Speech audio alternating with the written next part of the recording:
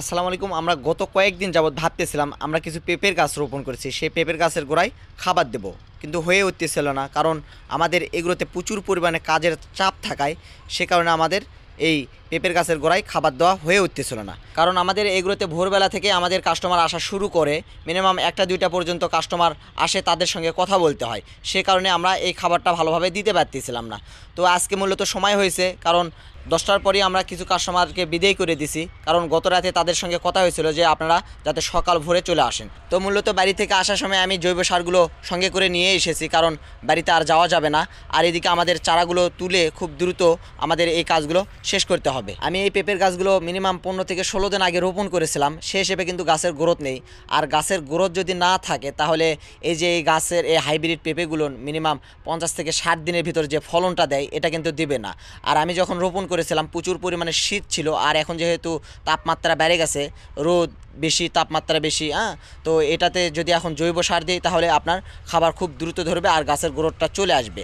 আর গাছের গ্রোথ যদি না আসে, এই গাছটা যে আপনার মিনিমাম 60 থেকে 70 দিনের ভিতর এই ফলনটা দেয়, মানে পেঁপেটা ধরে ফুল ফল সেট আপ হয়, সেটা কিন্তু আসবে না যদি আপনার গাছের গোড়ায় ঠিকভাবে খাবার না থাকে। আমি যখন গাছের গোড়াটা খুঁড়ে নিচ্ছিলাম তখন কিন্তু দেখেও নিচ্ছিলাম যে গাছের গোড়ার শিকড়টা কত দূর পর্যন্ত এসেছে।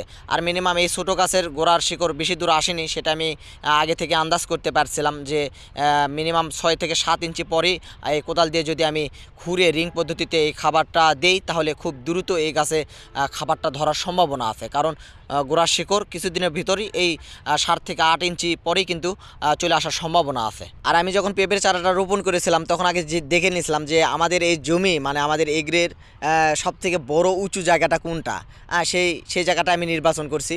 কারণ পেঁপের গাছের গোড়ায় যদি পানি বেজে থাকে তাহলে কিন্তু আপনার পেঁপের গাছগুলো বাঁচে না, মানে পেঁপের গাছ মরে যায়।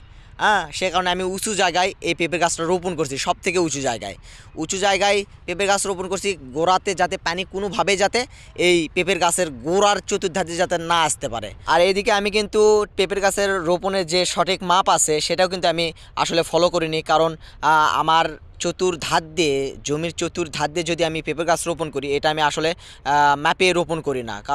কারণ হচ্ছে কি, বাতাস এসে যখন পাস হয়ে যাবে সেক্ষেত্রে এটা কোনো ঘন হলো কিংবা পাতলা হলো এটা কিন্তু অতটা কার্যকরী হবে না।